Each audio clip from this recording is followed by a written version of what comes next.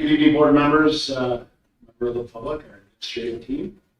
Welcome to the Wilson Central School District May 7th, 2024 budget hearing. This time I'll turn it over to Mrs. Oliveri for her budget presentation. Thank you, Superintendent Carter. Good evening, everyone. Welcome to the 24-25 budget hearing presented tonight on May 7th. Thank you for accommodating the May 7th date for me.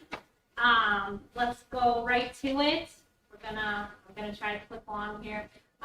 Overall presentation tonight, I'm going to tell you a little bit about the timeline, the calendar, district goals, expected revenue, the tax cap, the expenditures in the tri-component format required by the state, district changes in position for the upcoming year, federal funds, and the propositions you will see on the ballot regarding the budget and candidates. So to start off, and everybody here in the room, you know all this, so sorry, but hopefully at home maybe you don't. The upcoming budget is $29,407,840. It's a budget-to-budget increase of 0.69, which we talked about, which is very low. We've really tried to keep the expenditures down this year. The tax levy right now is projected at $13,351,053. That's a 2.54% increase over last year. And we're using an appropriated fund balance and reserve of $560,000.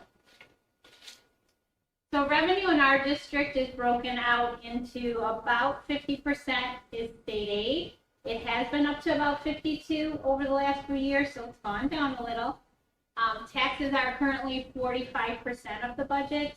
Fund balance is 1.7, and the other category is 2.6. Other is made up of, this year, a little bit of reserves. As you know, we're putting $60,000 in reserves in the budget.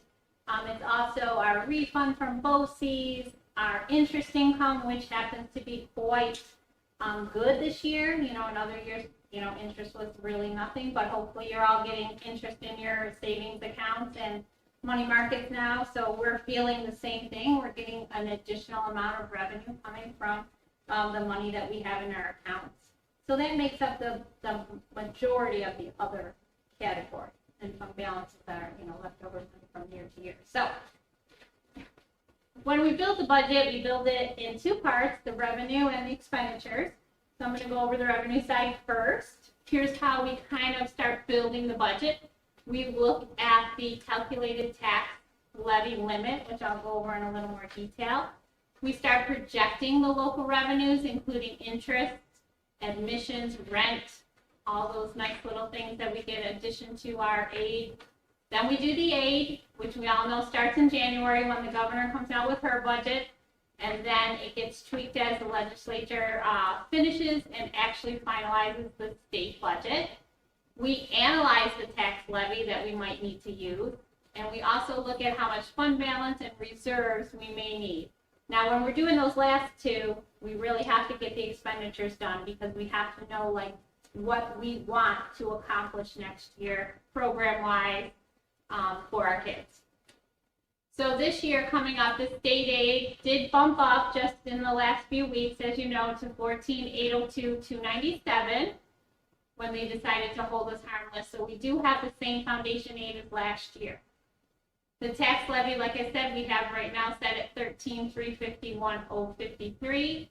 The other and the reserves come in at $754,490. Fund balance of $500,000 equals our total on that side of the $29,407,840. And of course, our two sides have to equal. That's how we balance the budget. So here's the tax cap in a little bit more detail. There are some other steps involved, but luckily some of them are not involved in Wilson, and that has to do with our capital projects because we always try to keep them at a tax neutral situation. We don't have to get into too much detail on that on the tax cap calculation. A couple numbers here, you might wonder what they are. The tax-based growth factor that comes from the state, that factor is based on how much additional construction we have in the district, how much additions to people's housing we have. So anything that's going to increase the tax base, that's where that number comes from. So those are not numbers that we generate or create in any way. They're given to us. And the other one that you probably want to know about is the allowable growth factor. That's the CPI that we use. So you'll often hear in taxes 2%, 2%. The real factor there is the lesser of the 2% or the inflation. So obviously inflation, you all know, is very high lately. So the allowable growth factor has been set at 2% the last few years.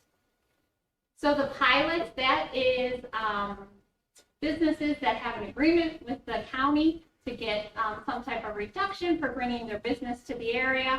So we are actually down to 1 pilot next year. So when I first started about 8 years ago, we had about 5 pilots.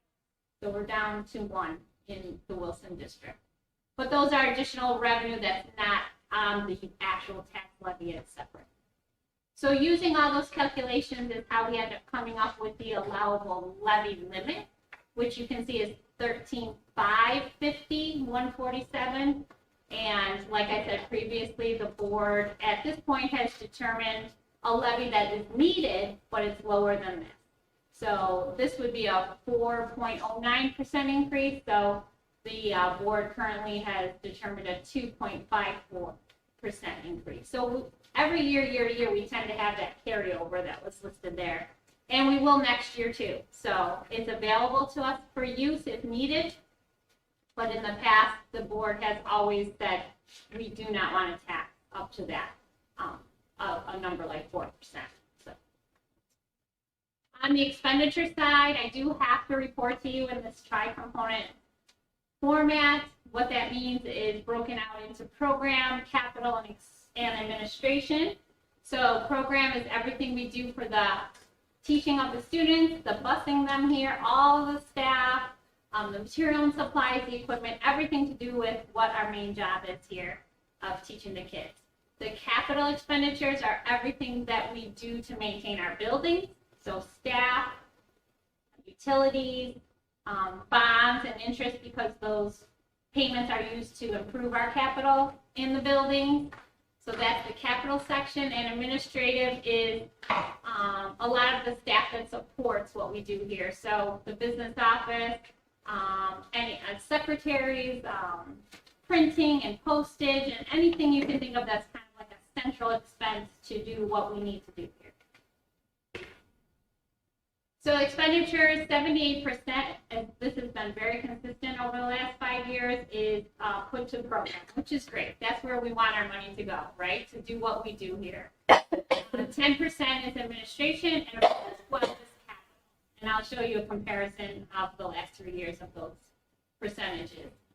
This is the budget broken out into those 3 formats, and then broken down by function.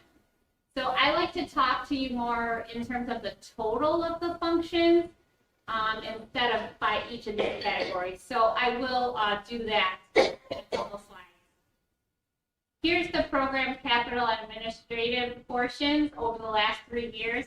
As you can see, they're very consistent. I think program has been between 77 and 79. Capital between 10 and 12, and administrative between 9 and 10%. So this is the expenditures by function, and this is how I like to talk to you about it. Just give me a second to get my place here. We did go over this, and we do go over this every February to talk about the expenditures and what's been going on in the last couple of months, how I make the changes, what the totals are. So I'm kind of looking off a slide here that we did in February where I talked about what the changes were occurring in these functions. So I'll just go over those in case anybody listening or anybody here wasn't here in February. Salaries, the major change in salaries, of course, is additional staff or the contractual obligations we have, but the number is not very large, 140,000 for an increase of a whole year of 190 staff. But we had some breakage that happened where some retirements happened after the budget was done last year. So those savings were incorporated to help fund some of the increases. And then a couple of retirements that we have this year have already been incorporated into the budget because we did get them early on.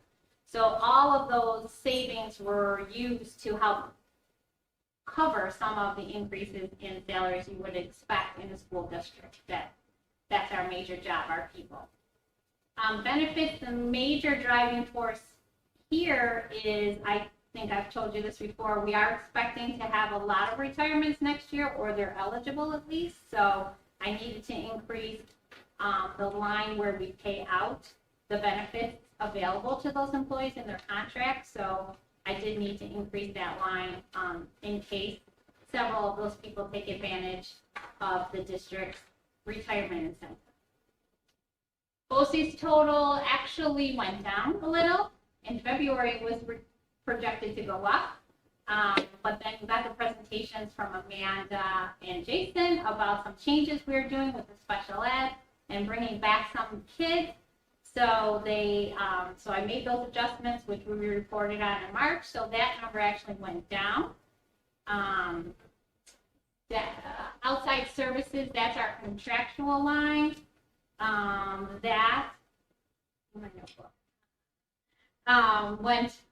Went down too.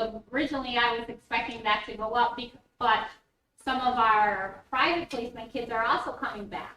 So those are on the contractual line, and so that number decreased from February as well. The debt, principal payments, interest, and principal also is going up based on the ban we're going to have for the new capital project.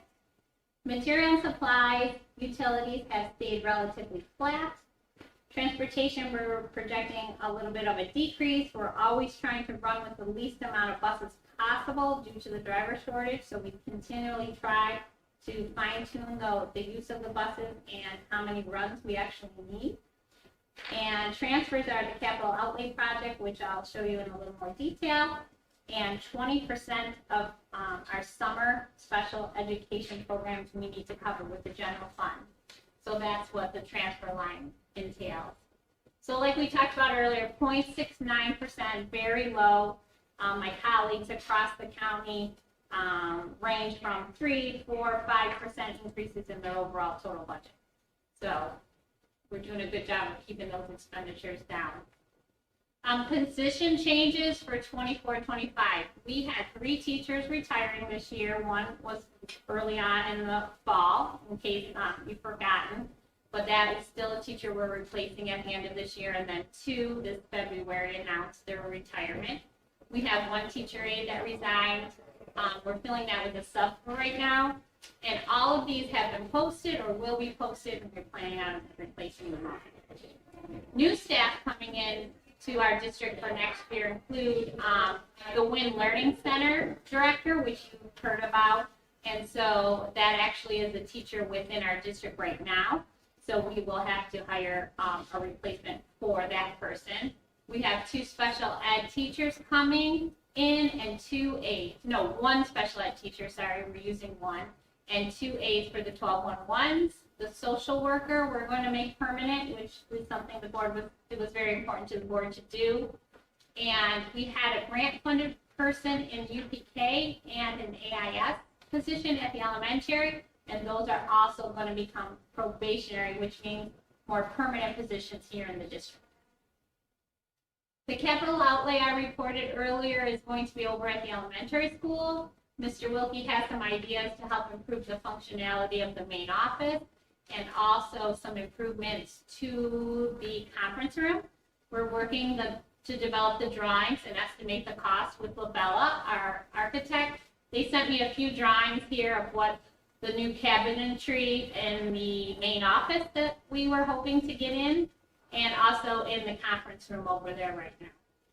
So we're still working on final numbers and costs and figures and what to put out as an alternate. Those are projects that have to stay under $100,000. So we will continue to fine tune that and get that into SED by the end of June.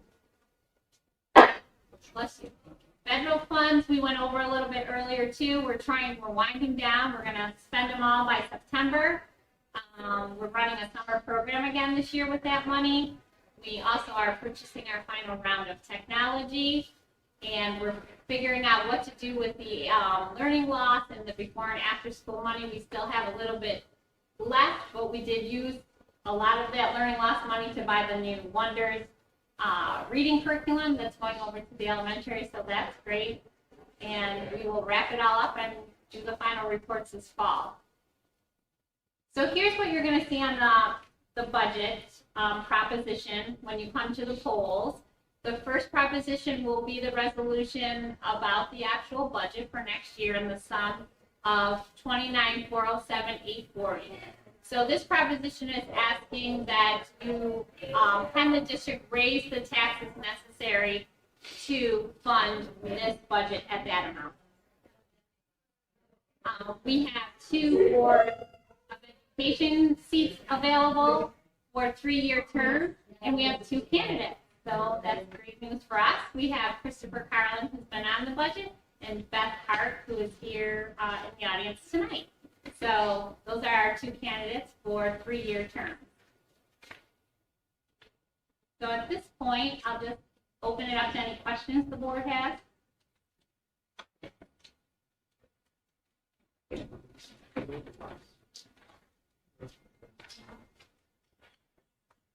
And Ms. Pavon will send you this PowerPoint and news and notes this week, and it will also be on the website tomorrow.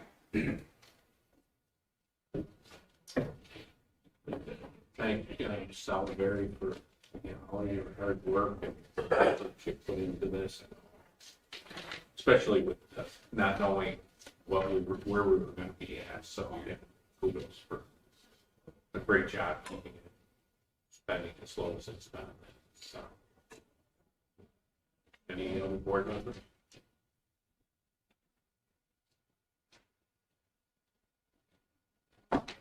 Maybe just a quick comment while we have people here. That I think it would be fruitful if people start talking to their legislators now, because there's a lot of rumor going on where they're going to change the foundation aid next year. And, when you look at it, everybody says the amount of students are decreasing, and it's not only our district, it's every district in New York, because people are moving out of New York. But it's still costing us more money to educate our kids. And I don't think we're extravagant with our staff. We try to give the kids all the classes that they need, and we do it within this very frugal budget, as you can see tonight. To change the foundation aid, it's going to hurt every school district. And the group that the governor has comprised, I think Carolyn told me today that the head person of that group was her budget advisor, and he's the one who decided to do all the cuts this year. So you can see what we're facing there. So maybe it's time to work on the legislators.